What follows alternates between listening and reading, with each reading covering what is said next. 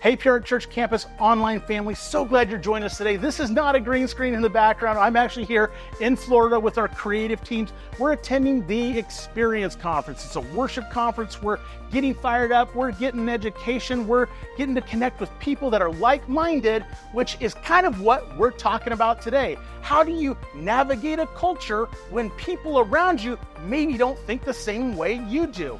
There's other times that they totally agree with you, but what happens when your job or things that are being asked of you don't align with your faith, with your values? Also, there is a big announcement at the end of the service. Pastor Dan's going to be giving. So excited for you guys to be hearing about that. Welcome to church.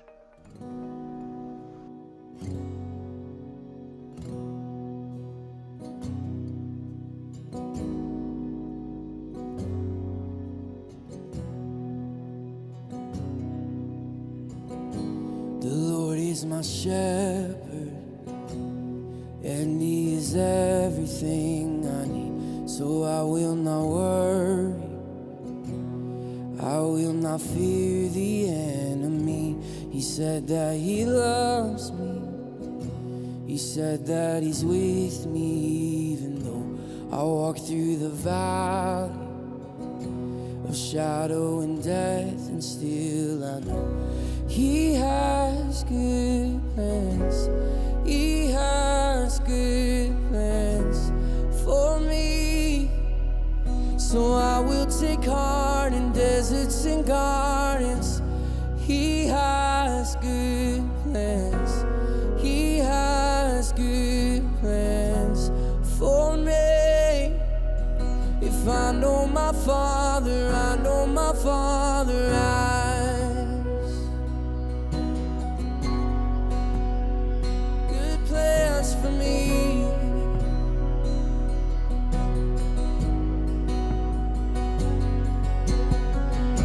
The Lord is my Savior, so why should I doubt my victory?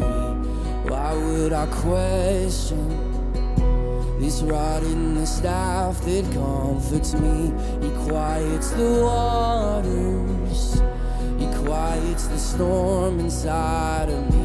So what could be better than walking with him when I believe he has good plans, he has good plans for me.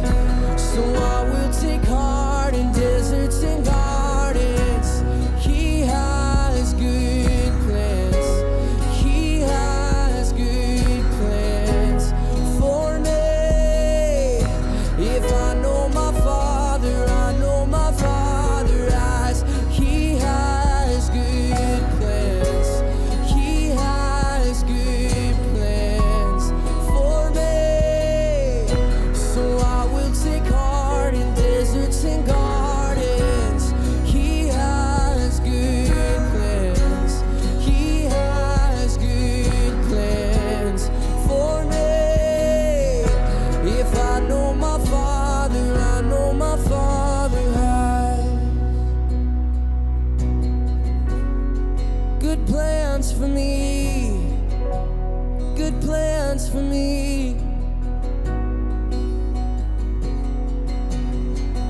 And surely your goodness and mercy will follow after me. So fear will not find me, 'cause I'll be dwelling in the house of God. Surely your goodness and mercy will follow after me.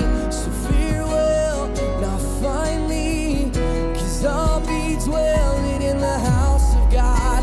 Surely your goodness and mercy will follow after me.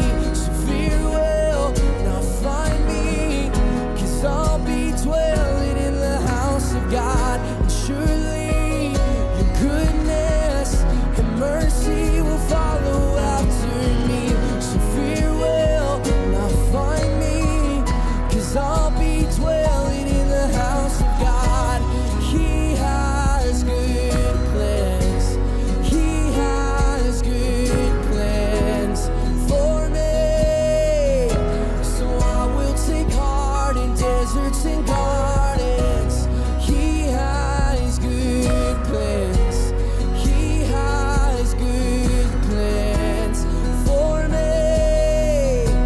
If I know my Father, I know my Father has. He has good plans. He has good plans for me. So I will take heart in deserts and gardens. He has good plans. He has good plans for me. If I know my Father, I know my Father has. If I know my Father, I know my Father has.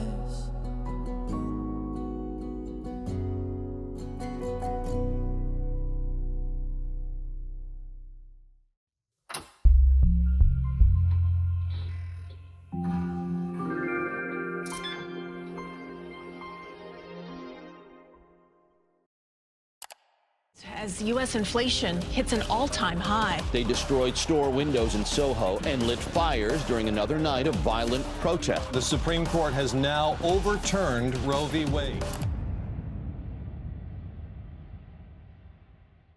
Welcome, everybody, to our online campus. For those of you joining us around the world, thank you for taking time to grow with us today. Everybody in America and the state of Arizona, thank you for hanging out with us today as well. Crossroads Recovery, guys, we love you so much. So excited about your growth in Christ and your victory that you're finding. And just a big shout out to Todd and David Bryan. I pray you're having a great day over there as well. So we started a brand new series last weekend, Where Do I Stand? And this whole idea came when I was watching the Olympics, the opening ceremonies of the Olympics. And for those of you who watched that, if you're flat out in love with Jesus, there were some moments that you were in horror and shock as I saw in my face anti-biblical values, how they were portrayed. And then came that whole Last Supper moment. And I was angry and I was heartbroken all at the same time. And I waited to talk about this because I didn't want to talk about it in the moment. I knew the series was coming. And I just want to say this today. Now's the time. I want to share with you some thoughts today. And here's the heartbeat behind this. The Apostle Paul, he's speaking about the role of pastors and teachers. And he says this to his friends in Ephesus, Ephesians chapter 4, verse 12. He says, their responsibility is to equip God's people to do his work and to build up the church, the body of Christ. So my heartbeat today is to equip you, to encourage you, to challenge you in a lot of ways as you live in kind of a world that has just gone so far away from God's values, from a biblical worldview. And I just want to tell you right up front, you are all going to have an opportunity today to be upset with me. I'm going to push on so many different things from so many different angles, and there's going to be an opportunity for everybody to have a moment where you're just a little bit upset. You're going to be maybe mad that I wasn't bold enough on something, or I was too bold on something. You're just going to have that opportunity. So just prepare yourself. Remember, the Bible says you have to love me. So I've got that going for me. Let's get after it today. So I want to talk to you about how we are living in a modern day Babylon. Now, Babylon was known as the most godless, evil culture in history. That's what Babylon was. You say, well, how do I know that? Because there's been some pretty godless cultures, because the angels said so in the book of Revelation. If you read the book of Revelation, when the angels are told that Jesus is going to return, they cry out, fallen, fallen is Babylon. Now, understand this, Babylon has already been destroyed from what we know as ancient Babylon. It's been destroyed. And yet the angels don't cry out, fallen, fallen is Hamas, or ISIS, or the Nazis, or Sodom and Gomorrah even. They cry out, fallen is Babylon. And if you haven't noticed, we're becoming a modern day Babylon. We are really post-Christian now in our culture. All of mainstream culture doesn't value our values when it comes to sex or marriage or gender or life, all of life. Even generosity in so many ways is looked down upon from a biblical world view. If you tell people, well, I tithe, I give 10% to make a difference in the world, 10% to my church to make a difference, people look at you, you're crazy. When I get on an airplane and I sit next to a person and they finally find out that I'm a pastor, you would think I just said, pull my finger. I mean, literally, you would think that I just passed gas. I mean, I'm sorry, that's kind of rude and crass, but you'd think they just pull away from me. They lean away from me. They put in their headphones. They just want to tune me out. Now, the best book in the Bible on how to thrive in Babylon is actually the book of Daniel. And we're going to walk through Daniel chapter 1. We're going to go through the whole chapter today, and I think you're going to be so encouraged. Now, Daniel is an amazing adventure story. I challenge you to read the whole book this week. There's a dude that's thrown into a lion's den, and then 3 guys are thrown into a fiery furnace, and a king who goes wacko and becomes a wild animal for an entire year. It's an amazing story. And if you grew up in church, you grew up in Sunday school, it was a great adventure story. But understand this today, the lessons of Daniel are not if you trust God that lions will suddenly go on a high-carb diet and you won't be eaten, or that you can become fireproof and you won't be burned in a fiery furnace. And it's not just an adventure story. It's actually a guide, a primer, on how to thrive in a totally godless environment. Now, Daniel was 16 years old when King Nebuchadnezzar of Babylon besieged Jerusalem and captured it. He took a group of young men, like Daniel, and a group of women 900 miles back to his hometown. The women entered into his harem. And by the way, this is not in scripture, but it's all throughout history. Daniel was probably castrated. And that's what kings did when they had handsome young men and a harem. They would castrate them. I know it's brutal, it's pagan, it's intense. Also, when you read the first chapter of Daniel, there's the phrase, the chief of the prisoners. Actually, in the Hebrew language, original language of the Old Testament, this idea here is chief eunuch. So we're pretty sure that Daniel had to go through this. Okay, now that I have all the men's attention, I'm going to show you today 4 secrets on how we can live, how we can thrive, not just survive, but thrive in a Babylonian type culture that we find ourselves in today. So we're going to be in chapter 1.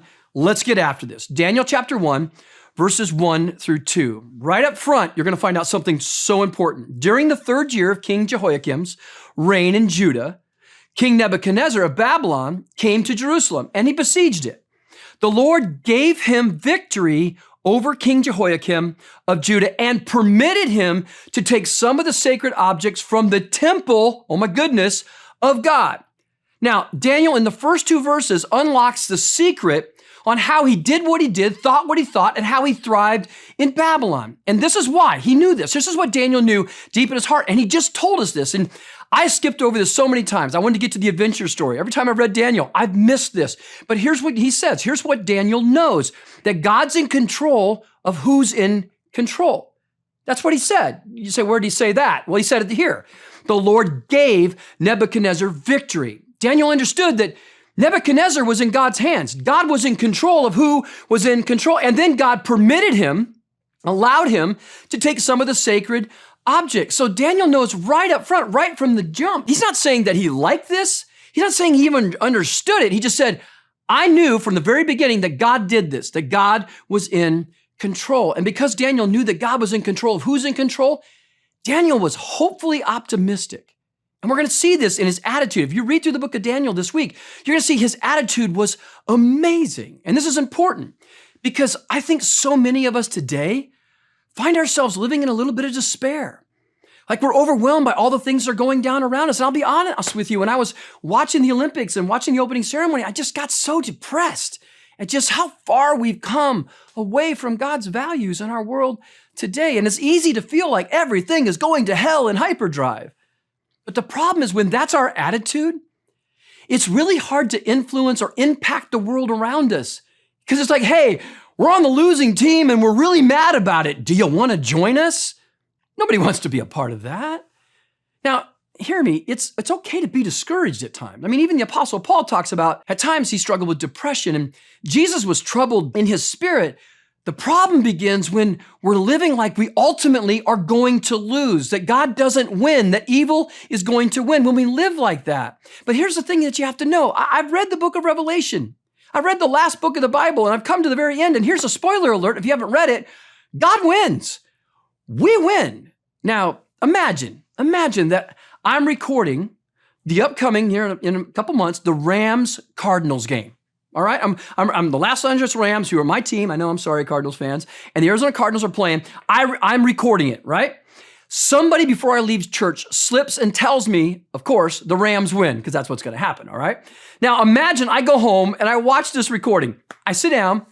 I know that the Rams have won, but in the 3rd quarter, the Cardinals are just beating up on the Rams. They're just beating them. And I start to scream, lose my mind, throw things at the TV. My wife would come in, she'd look at me, Nicole would be like, what are you doing? Like, you already know who won the game. Why are you acting this way? It's kind of how we're acting these days. We're acting like ultimately we don't know that God wins. And when you know that God wins, it changes your heart. You start to pray for people who are broken and hurting. You start to love them at a whole different level, and we'll get to more of that later. Now, look at this next thing we discover in Daniel chapter 1, verse 3. Watch this. Then the king ordered Ashpenaz, his chief of staff, or the chief of the prisoners, which is chief eunuch, what I was talking about earlier, to bring to the palace some of the young men of Judah's royal family and other noble families who had been brought to Babylon as captives. Select only strong, healthy, and good-looking young men, he said. Daniel is the author here. He's so humble as well. We won't get into that, all right? Good-looking, strong. Anyway, make sure they are all well-versed in every branch of learning, that they are gifted with knowledge and good judgment and are suited to serve in the royal palace. Now watch this. Train these young men in the language and the literature of Babylon. He's like, I want you to take, in the next few years, I want you to train them in the culture, steep them, marinate them in the culture of Babylon. Take these Jewish men who served Yahweh and now saturate them in the Babylonian pagan culture. Do you know what that is? The Babylonian culture? That was astrology and the occult. That's right. They had to study astrology and the occult. Now watch this, verse 5. The king assigned them a daily ration of food and wine from his own kitchens. They were to be trained for 3 years, and then watch this, they would enter into the royal service. Now don't miss this. They've been taken 900 miles away from home, castrated, 3 years studying astrology and the occult, and after all of this humiliation, they now get to serve Nebuchadnezzar, the king who did this to them, and help make him successful. What would your attitude be? Mine wouldn't be real good. Oh, but it gets better. Verse 6. Daniel, Hananiah, Mishael, and Azariah were 4 of the young men chosen of all from the tribe of Judah. The chief of staff renamed them. Watch this. He changes their identity with Babylonian names. Daniel was called Belteshazzar. Hananiah was called Shadrach. Mishael was called Meshach. And Azariah was called Abednego, or when I was growing up and my mom read it to me, it was to bed we go. All right, let's just move on from that. Now, Belteshazzar actually means, get this, Baal's prince. Like Daniel's name meant in Hebrew, God is my judge, holy name.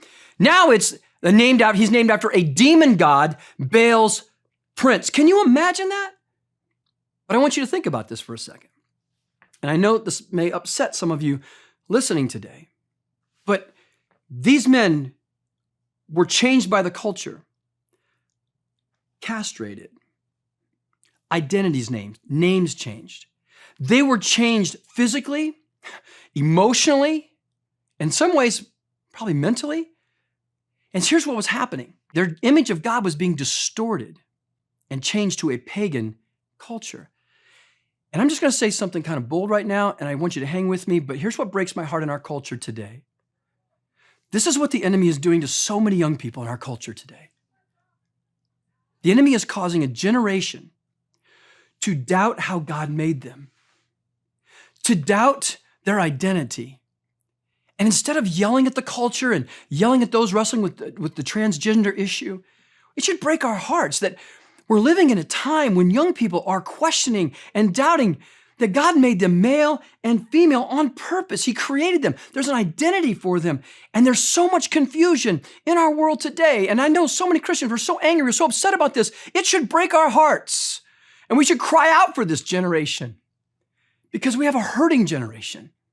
I'm so proud of our youth ministry. Pastor Ryan and his team, they're actually going to be addressing this issue in our culture over the next few weeks in our youth ministry right here on our Glendale campus in Arizona. And I'm proud of them for boldly stepping in and saying, hey, you don't have to live in this confusion anymore. God made you on purpose. He made you perfect. He made you fearfully and wonderfully made. He loves you. And it's difficult. And this is what Daniel went through. This is the transformation that this king wanted to see in their lives. And I think that we have an enemy today who wants to see so many people confused about how God's made them and who he destined them to be. And I know that's hard to hear. We love you. If you're wrestling with your identity, know this. We're not here to condemn you. We're here to love you and to encourage you and to strengthen you and to remind you who God has made you to be.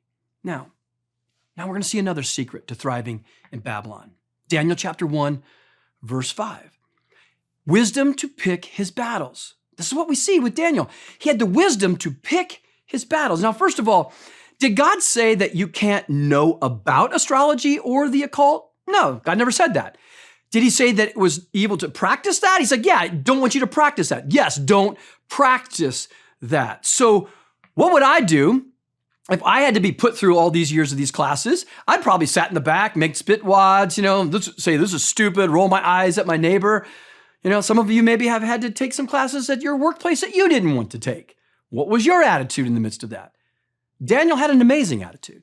Daniel sat in the front row probably. He took notes. We know this. He graduated top of his class, which later gave him the ability to say to the king, I know this stuff better than all your magicians and all of your enchanters, and it's garbage. Let me tell you about God Most High. Let me tell you about Yahweh.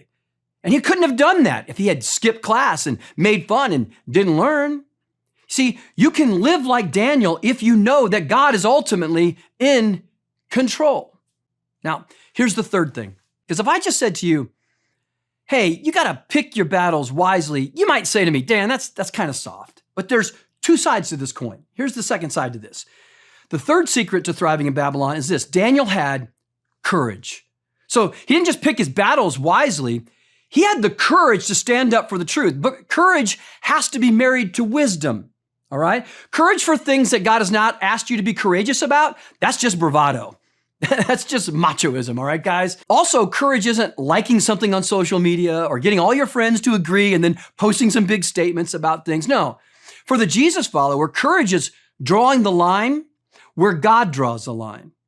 When God draws a line, we say, you know what? We're not going to cross that line. And God has drawn some lines. Now, that's what we're going to see with Daniel. He had courage that when he knew where God drew the line, he wasn't going to step over that line. Watch this in verse 8. But Daniel was determined not to defile himself by eating the food and the wine given to him by the king.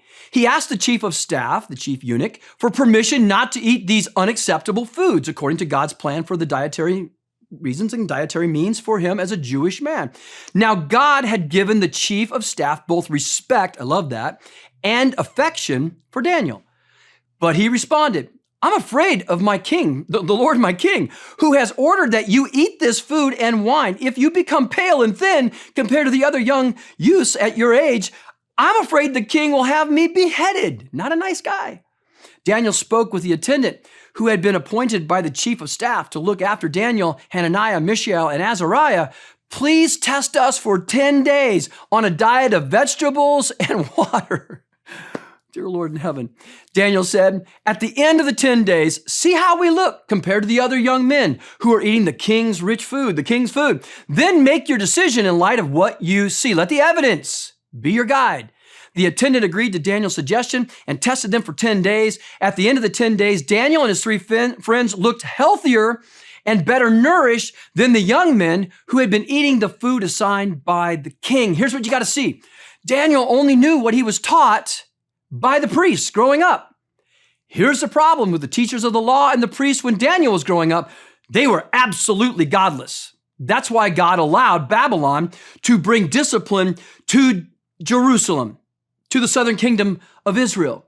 But even in the darkest spiritual moments in Israel's history, these young Jewish boys knew three things. Number one, boys have to be circumcised on the 8th day. All right. Number two, you don't bow down before an idol. They all knew that. You didn't worship an idol. And number three, your diet had to be kosher. God had a plan for how to eat. They all knew that. They knew where God had drawn some lines, and they said, we're not going to go across those lines, and we're willing to accept whatever consequences come our way. And at the end of 10 days, guess what?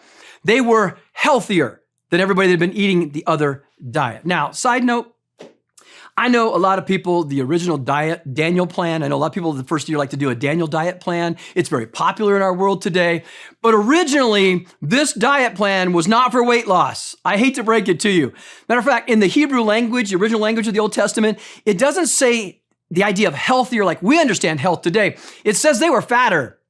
Like they had put on weight. Like Daniel didn't suddenly get a six-pack abs. He gained 6 pounds, okay? In ancient times, you have to know this, and this is kind of cool, fat was fabulous in ancient times. It was a sign of wealth and prosperity and health back in those days. The only people who had six-pack abs were the starving workers in that day. Just a side note real quick. My grandma Stephan, years ago, I was probably in my mid-20s. My brother was like 21. I was probably 25. And we were riding the car with my grandma. Now, my brother and I are totally different builds. Back then, I was actually about 60 pounds heavier than I am right now. I was at my heaviest weight. So I was probably about 285, 300 pounds. And my brother was very, very thin. He was in good shape, all right? And I was about 80 pounds overweight, or 100 pounds overweight. And we're driving along in the car, and my grandma, she looked at me, she looked at my brother, and she looked back at my brother, and she said, "Paul, why can't you be healthy like your brother Dan?" And my brother just looked at her like, "What are you talking about?" My grandma leaned forward, and my brother looked behind her head and said, "She's the only woman in the world that thinks you're healthier than me right now," okay? So, all right, side note, the Daniel plan was not for losing weight, okay? Now, what I'm saying is we need the courage when God's spoken clearly to boldly know where to stand. When God says, here's the line, don't cross it, then take your stand at that line and don't cross it. So let me dive into this for a second. One more opportunity for people to be a little sideways with me today. Let me talk about voting for just a second. We're in a crazy time. Those of you around the world, you don't know as much about this. Well, maybe you do. But we're in a crazy season right now. Our elections, the last three or four cycles, have been absolutely nuts in our country. And so I just want to say this up front. When it comes to voting, and I'm approaching who I'm going to vote for in the upcoming election, no matter if it's a president all the way down, who I'm voting for, I just want you to know a couple things. First of all, I support candidates who support specifically my right, my religious liberty, my right to exercise my faith, who won't call my biblical worldview on marriage and gender and sexuality and family hate speech, who value all of life.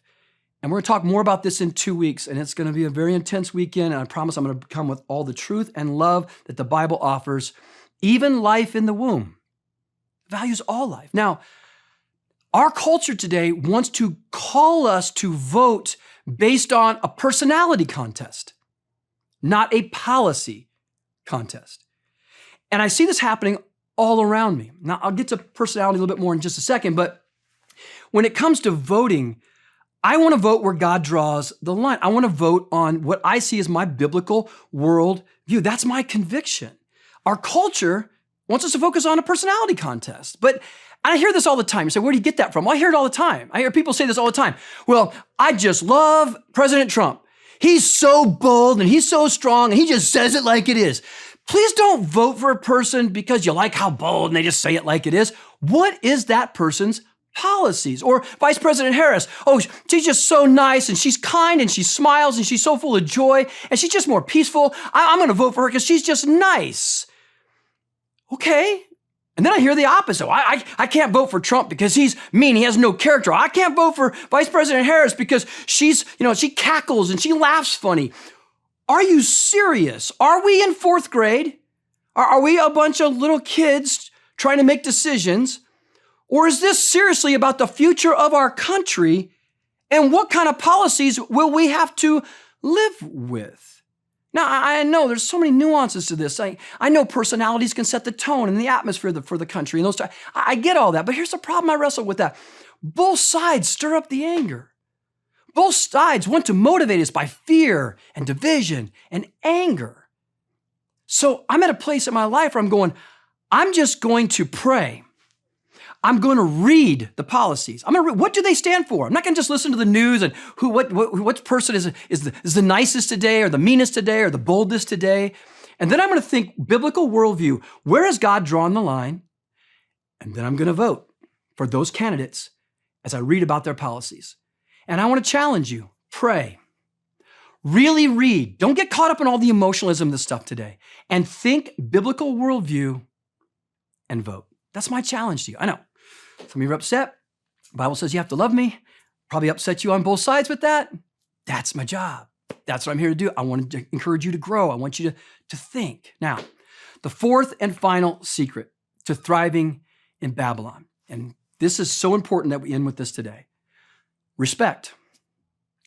Respect. Even if they disagree with you, if people vote opposite of you, post opposite that you would post, if you get so frustrated, it all comes down to respect. Now watch this, Daniel chapter 1, verse 18. When the training period ordered by the king was completed, the chief of staff brought all the young men to King Nebuchadnezzar. The king talked with them, and no one impressed him as much as Daniel, Hananiah, Mishael, and Azariah. So they entered the royal service, and whenever the king consulted them in any matter requiring wisdom and balanced judgment, he found them 10 times more capable than any of the other magicians and enchanters in his entire kingdom. Daniel remained, watch this, in the royal service until the first year of the reign of King Cyrus. 70 years Daniel thrived in Babylon. And what you're going to find when you read Daniel's story this week is in every interaction, he was incredibly respectful to everyone. Everyone. Even the kings who treated him like they did when they captured him and brought him to Babylon. I think we've lost that in our culture today. We think to speak with respect means I'm affirming everything that people think or everything that people do. I tell people all the time, I may not agree with all of your positions on life and all that you think, but I will always respect you. And here's what I want to say to you, pure heart. Listen to me.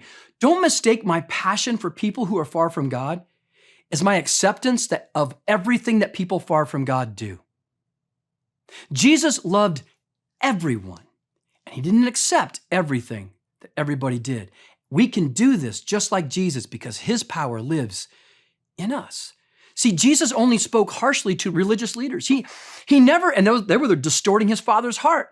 He never spoke harshly to sinners or to Romans or to the pagan culture. He didn't speak harshly to them. You can't impact your world if you're disrespectful. Those of you who are owners of a company or are a manager at a company, have you ever promoted someone who looked down on you? You never have. No, you're not going to do that. Daniel didn't just serve in Nebuchadnezzar's administration. He kept getting promoted. And can I be extra real with you today? And don't get offended. Just hang in there. Some of us have faced persecution in our workplace, and we say we're getting persecuted because of our faith. But more often than not, we're being persecuted because we're being a jerk. We're treating people disrespectfully. We're not being salt and light. We're not being love and truth. We're not doing that. I had someone say to me recently that their rude behavior was that's just my culture. It's just the way God made me. No, don't blame God for your lack of the fruit of the Spirit. Don't do that. Don't do that. Here's one more. This will be fun. If I were to ask you, all right, how many of you are racist? Okay, just hang with me. How many of you are racist? Matter of fact, if someone said to you, I think you're racist, you'd probably, most of you, okay, would be really offended at that. You would be really offended, like, no, I'm not. I'm not racist. And here's the thing. I don't know your heart. I don't know what's going on. That's between you and God. You work that out, and you're prejudiced or you're racist. I don't know, okay? I don't know. But here's what I do know. All of us have been, I'm going to make up a word. Just hang with me. Gracist.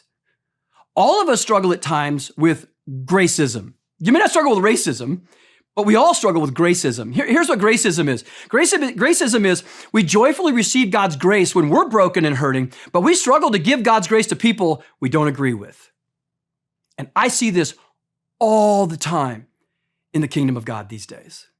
We, as John talked about last week, citizens of heaven, I watch us acting this way towards people we disagree with all the time. I see it on social media all the time, and it breaks my heart. How can we share Jesus with a hurting world with an attitude that says, hey, lost, broken, hurting people don't believe like me, I can't stand you. You're going to hell in a handbasket. We just keep pushing them away. You can't push them away if we're trying to reconcile them to Christ. Now watch this. God used Nebuchadnezzar for his purposes. We know that. Daniel talked about in the very beginning of this chapter. God allowed Nebuchadnezzar to do what he did. that God was in charge of who was in charge, all right? But one day, Nebuchadnezzar decides to stand on a wall in Babylon, looking out over his kingdom, and he says, "Is this not the great Babylon I have built with my power and my strength for my glory?" And God in that moment just goes, "I'm done with you.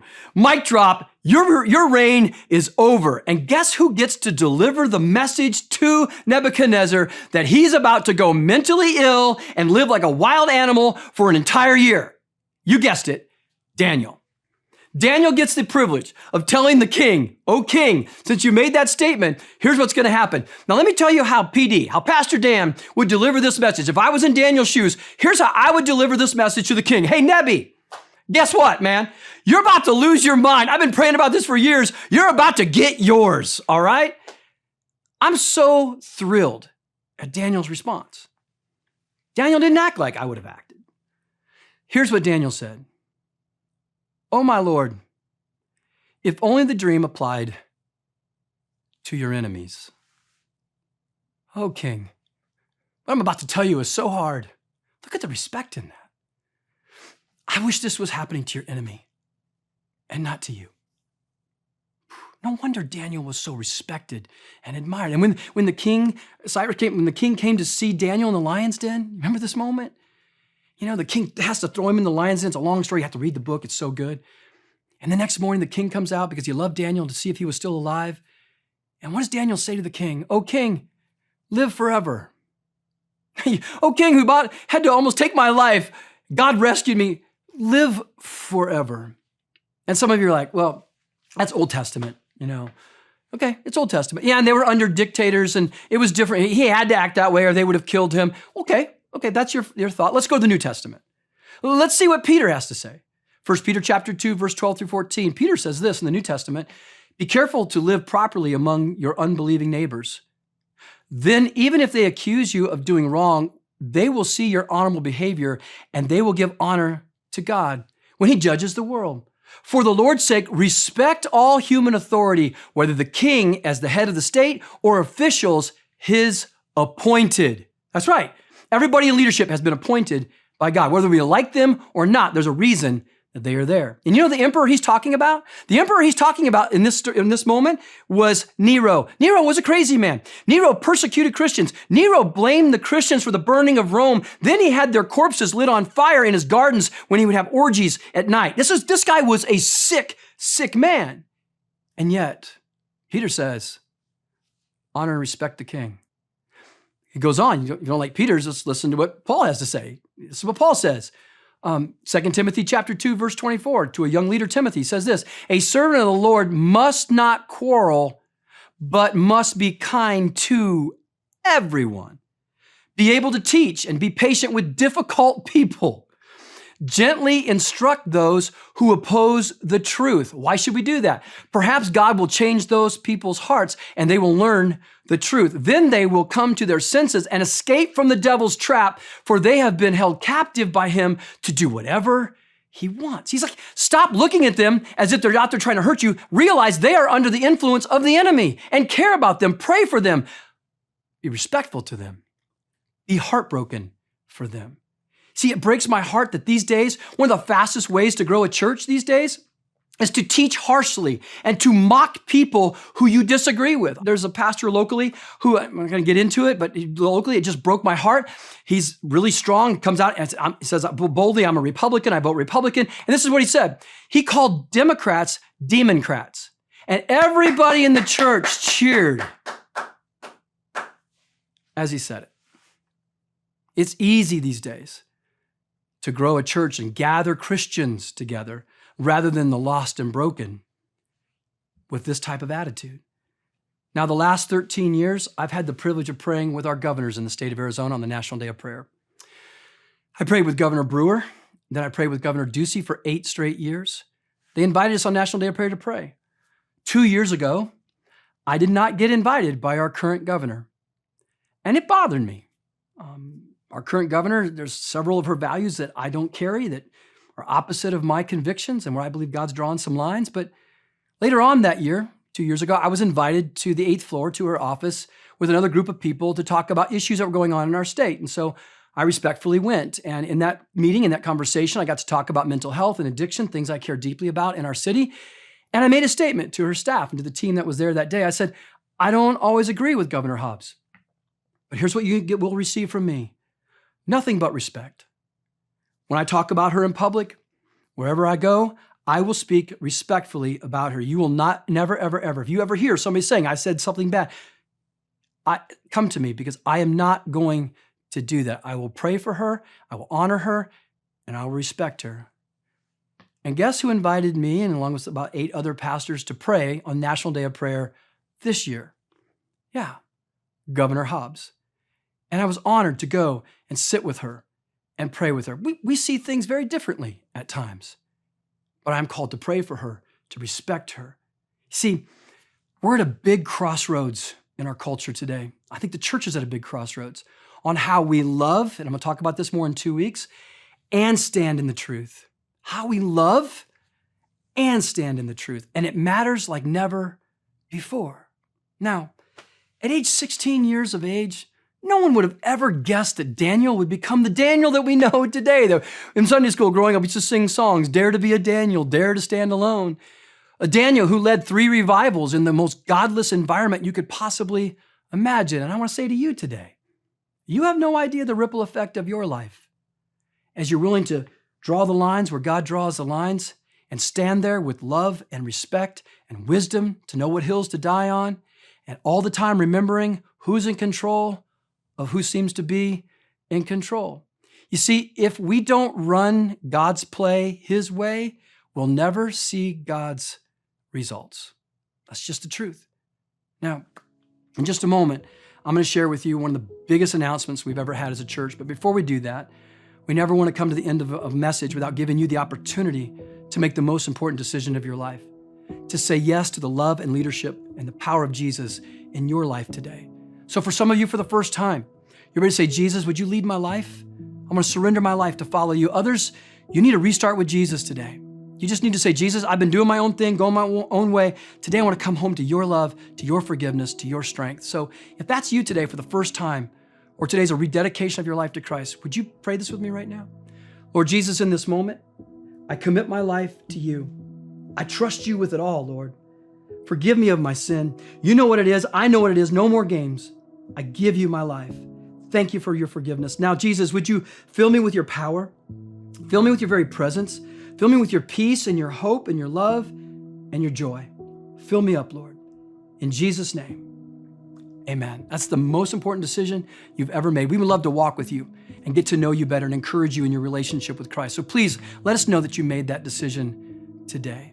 Now, in the spirit of thriving in Babylon, I want to share with you a huge announcement for us as a church. About a year and a half, 2 years ago, a good friend of mine who does some consulting with churches and meets with teams and asks tough questions, sat down with me and a couple of our executive team members and just asked the question, do you think that Pure Heart has a unique enough vision that it should expand out across the valley, across the greater Phoenix area in greater ways? And I started really thinking about that. And I thought our passion for mental health, our passion for people dealing with addiction, and really our passion for people who are far from God and wanting to make evangelism and sharing Jesus with others a priority as a church. I just don't see that priority as much in the churches these days. And so I'm like, yeah, I really do believe that God has given us a message. He's given us a passion for people that I think needs to be spread out farther across our valley. So man, we started thinking and praying how that's going to work. And first of all, I want to tell you that we're super excited. Those of you at Crossroads understand this.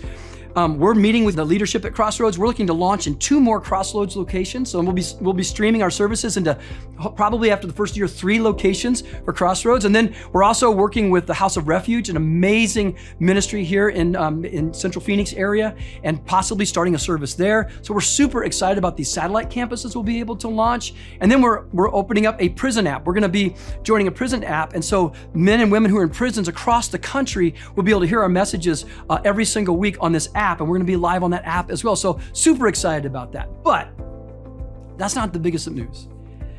So we started thinking about what would it look like for Pure Heart to expand across the greater Phoenix area in just a powerful, powerful way.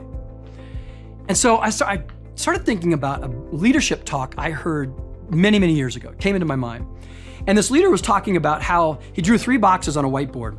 And one he labeled past, one he labeled present, the other labeled future. And he said, here's the problem in leadership. We sometimes spend too much time looking backwards at the past or all of our energy in the present, and we don't spend enough time thinking about the future. And what he was saying, and what I took in that moment, is sometimes in our leadership, we can live for today. We're not thinking about how we're going to pass things off to the next generation or prepare the next generation. And I started getting super convicted about that. I said, Lord, I know you've given us a unique message, and we need to take this message to have greater impact in our city. And then I started thinking about, let's do something bold for the next generation that they may never, ever, ever be able to do for themselves. So we have an amazing gentleman in our church who works with commercial real estate, and we had him look for land across our valley. Look for land. And he came back with 5 different properties. And the one that we landed on was an incredible deal. $4.6 million, I know that sounds like a lot of money, for 40 acres in North Surprise. It's at 163rd Avenue and Dynamite. This area is booming. There's 30,000 new home starts going in there right now. Pulte Homes on this property bordering the southern edge and the eastern edge is already building upwards of 700 homes right now. This area is exploding in growth. The fact that we got this land for $115,000 an acre is just unheard of. I talked to a friend of mine of a large church here in Phoenix that's bought lots of land, and they said, we've never purchased land at that price. So we're just praising God for this. And the other thing I want to tell you before I show you this property is we've already had 7 families in our church step up, and they've given almost a total of $1.1 million. So we already have $1.1 million of the 4.6. So let me show you a little video right now that will show you this land. Check this out.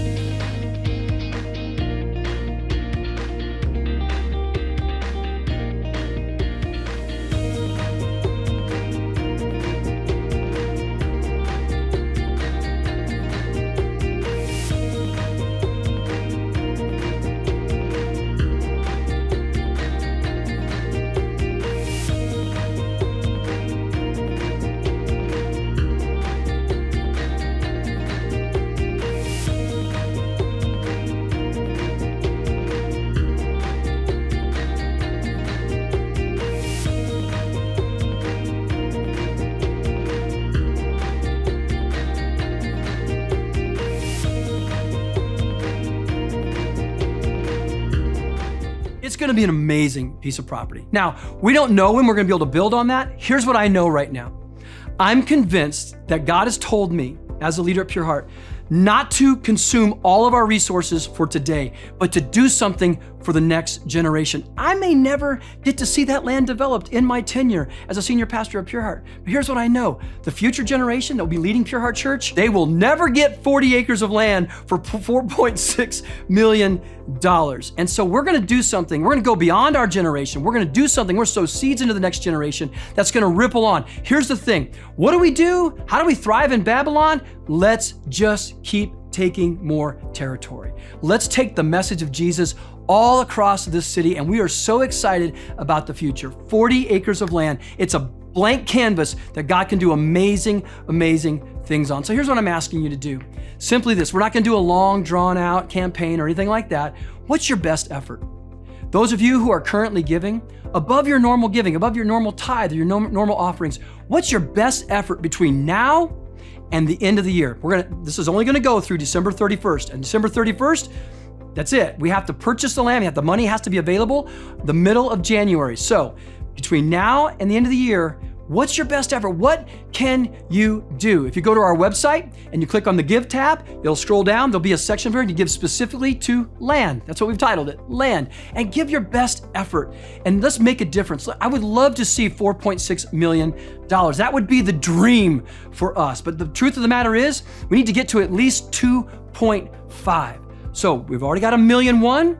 Help us out. And those of you watching around the world, you want to invest in what God's doing here in the greater Phoenix area, helping people with mental health issues, addiction issues, see families restored. You want to make a difference in a city one of the fastest growing cities in America, then invest with us for the next generation. It's going to be an amazing, amazing ride together. I can't wait to see what God is going to do. Or if you just want to write a check and mail it to us, make sure in the memo you put land so we know exactly where to designate that money. Thank you so much for being a part of this day. Please pray with us. Pray for God to move in a mighty way, and then we'll be able to purchase this land and make a difference for generations to come. Thank you for hanging out with us today. I pray you have a strong week. Isn't that exciting? I got to go take that drone footage out there in the middle of that area, and it is such a place for opportunities. You see all these houses going up, all these things beginning to happen, the city moving out that way. And what I love about it is there isn't churches out there, that it's an unreached opportunity that Pure Heart is getting to lean into. And that's what I think is great about today's message is what are the opportunities actually God's given us? It looks like sometimes we're being asked to do things that are against what our values are and where we're supposed to be.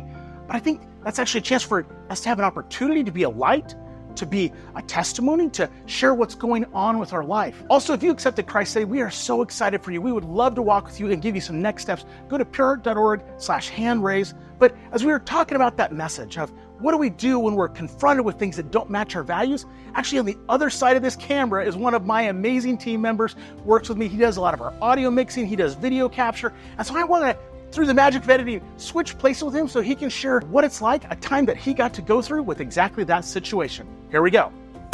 That's right, Pure Heart family. There was actually a time in my life when I really wanted to be a filmmaker. I went to college, I studied it all, and then I started working on film sets.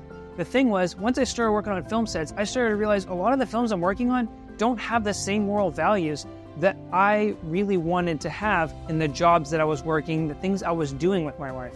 And so what I did was I made the conscious decision to say, God, I choose you. I choose you over the thing that I wanted the most. But the thing was, God used that and he opened a door. God allowed me to work here at Pure Heart. You may have seen some of the awesome things that I've been able to be involved in. You may have seen me in worship today. And I get to do a lot of awesome things like that and help out with our online campus, and that's been the biggest blessing in my life. And so I hope that Dan's message maybe struck a chord with you today and allowed you to see that God has a bigger plan for your life than you could possibly imagine. And speaking of jobs and wonderful opportunities, we actually got to have a job fair on our campus where people got to come and meet hiring managers, find jobs, find opportunities. It was a great time. So go ahead, check out this video and see this awesome thing that we got to be a part of here at Pure Heart Church. We believe that showing love to our community means caring not only for people's spiritual needs, but also for their physical well-being. One of the ways we got to demonstrate this was by co-hosting a recent job fair with Arizona Works at our Glendale campus. The event featured 24 employers, including Brushfire Tacos and Tapas. And we saw 165 job seekers in attendance. Crossroads Recovery was able to connect several individuals who are seeking work as they navigate the recovery journey. Many clients that are served by our LifeBridge at Pure Heart Research Center also attended. As a result of our very first job fair, 30 people were hired and numerous others began their interview process. This job fair is a wonderful example of living out our mission, not just giving a hand out, but also a hand up. So thank you, Pure Heart family, for your generosity, which allows us to partner with like-minded organizations and better serve our community. We get to be a part of just being a light to our community, being a part of helping them take that next step, that they're getting to come on a campus and go, wait a minute, I've never been to this church before. This might be a place that I could go attend or I could be a part of. I love that, us being the hands and feet of Christ to those who aren't just necessarily part of our church body, but the people that God cares deeply about.